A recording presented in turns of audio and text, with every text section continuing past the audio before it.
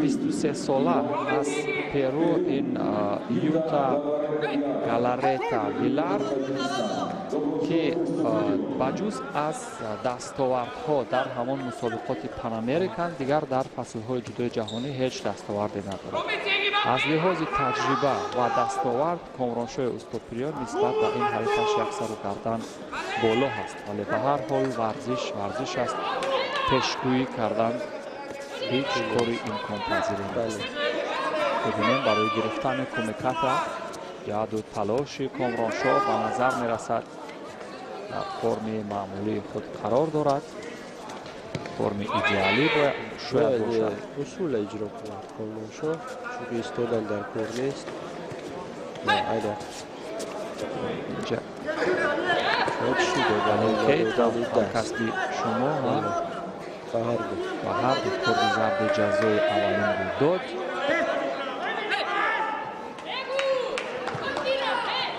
و رقابت ادامه دارد دوستان عزیز. کامرانشاه استوپریان برای گرفتن یک کمکت یا همون موقع گیری از لحاظ قپیدن جهد و تلاش میکند. اکنون گریبانی سمت چپ حریف رو بسیار به مورد گرفت. سرعت رو زیاد میکند حریف از دور رقابت از مربع بیرون میشود.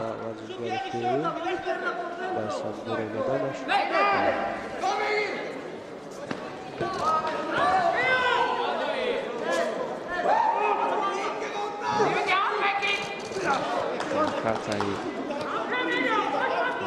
موافق است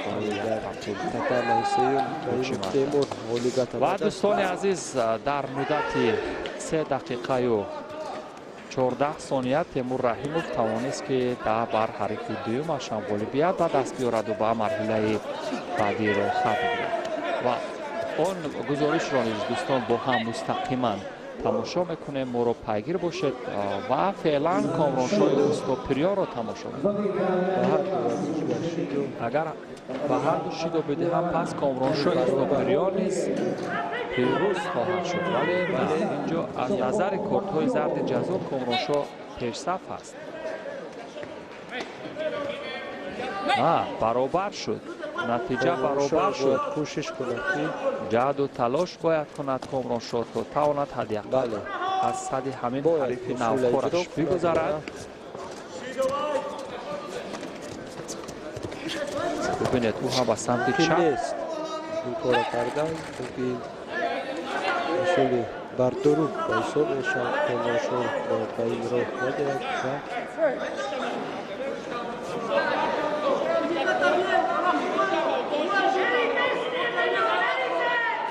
داوران در مرکز احساس میکنند که ورزشکارانی با تجربه اگر در یکان حالت بسیار ناگوار نفتند و آن حرکات دروغین دست نمیزنند.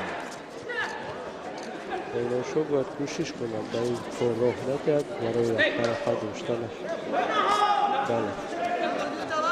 سرعت خوب نشان میدهد و گریبان حریف بسیار دست و پنجه محکم بزند کامرانشاه. اما پرتاب انتظار هستیم و اون محک اساسی گوشتن است. اما پرتاب رو فکر میکنید یعنی عامل های اجرا نشدن این پرتاب ها در چه هست؟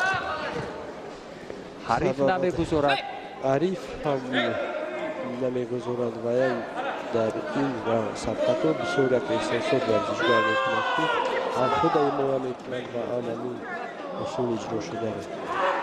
ولی کامران باید کوشش کند و پرتافت اجرا کند یا از جهت تاکتیکی بسیارتر حرکت کند و نشان باید دولتی رای پیشتر.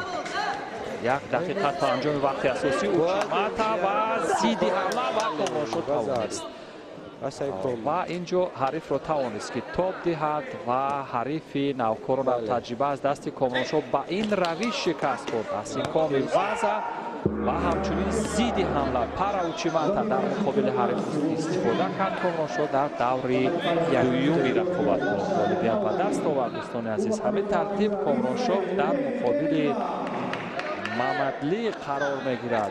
دو ورزشگر که از هم شناخت خوب دارند در دور دوم. و دوستان عزیز باز یک پیروزی ورزشگران تاجیک مبارک باشد.